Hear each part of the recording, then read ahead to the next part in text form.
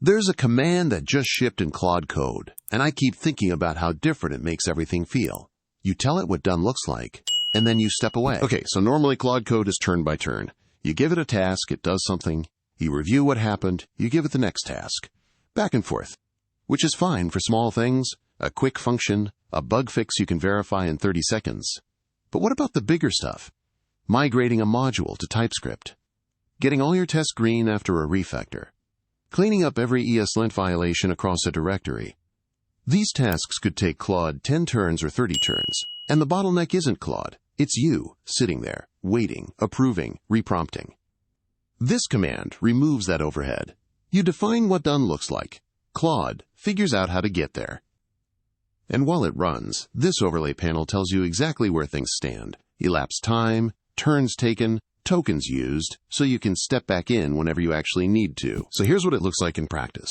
You're in Claude Code, and instead of typing a task, you type this command followed by your completion condition. Something concrete, something Claude can actually verify, like all tests in this directory are passing, or TypeScript compilation returns 0 errors. You hit enter.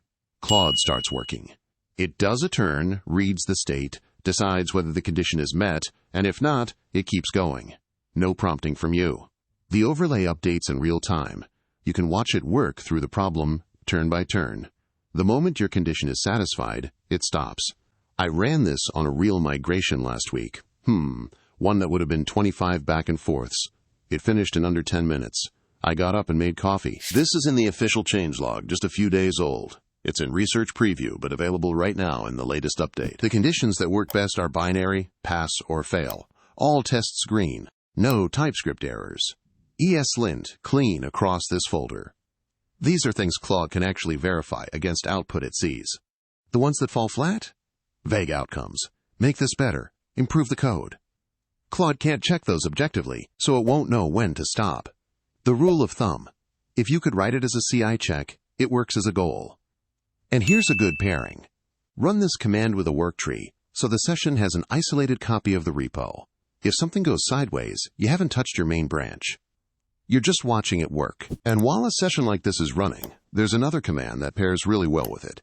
This one shows every active Claude Code session at once. Running, blocked waiting for your input. Done. You can see what each agent is working on, when it last updated, whether it's stuck. So here's the workflow. Spin up 2 or 3 goal sessions in separate work trees, check this view, and walk away. Come back when something actually needs you. It's honestly a different way of working with Claude. You stop being the person who coordinates every turn and start being the person who reviews outcomes. We're going deep on Claude. Grow with us. Like, subscribe, comment what you think.